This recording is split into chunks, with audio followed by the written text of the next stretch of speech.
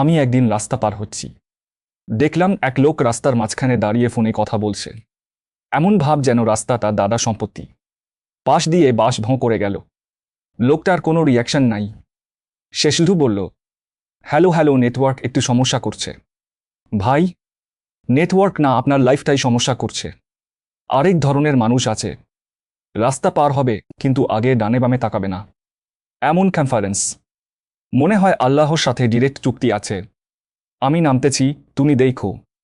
আমাদের দেশে zebra crossing আছে, কিন্তু মানুষ এটাকে দেখে কিভাবে জানেন?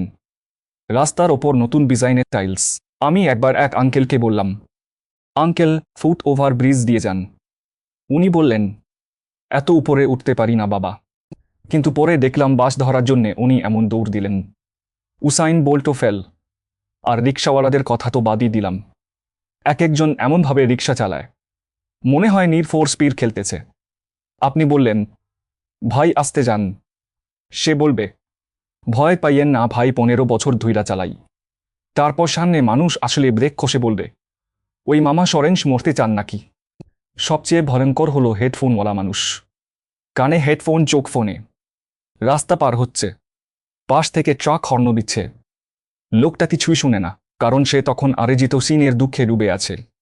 বাংলাদেশে ট্রাফিক পুলিশও মাঝে মাঝে কনফিউজড হয়ে যায়। একদিকে গাড়ি আসতেছে, আরেকদিকে মানুষ উল্টা দিক দিয়ে হাঁটতেছে। পুলিশ ভাই হয়তো মনে মনে ভাবে, আমি চাকরি করতে আসছি না ক্যান্ডি ক্রাশ খেলতে। আর বাইকার ভাইদের কথা শুনেন, রাস্তার মধ্যে জিগজ্যাগ করে চালাবে, মনে হয় স্নেক কেন খেলতেছে। হেলমেট না ভাই, চুলের স্টাইল নষ্ট হবে। তারপর পড়ে গেলে বলবে, ভাগ্যে যাচ্ছিল। ভাই, ভাগ্যে না, ব্রেকে যাচ্ছিল। আমাদের দেশে সবাই ট্রাফিক আইন জানে, কিন্তু মানে না।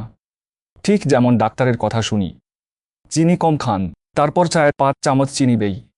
তাই বলি ভাই, রাস্তা পার হওয়ার আগে একটু ডানে বামে তাকান, ফোনটা নামান, হেডফোন খুলেন। কারণ জীবন একটাই। ঢাকার ট্রাফিক কিন্তু অনেক।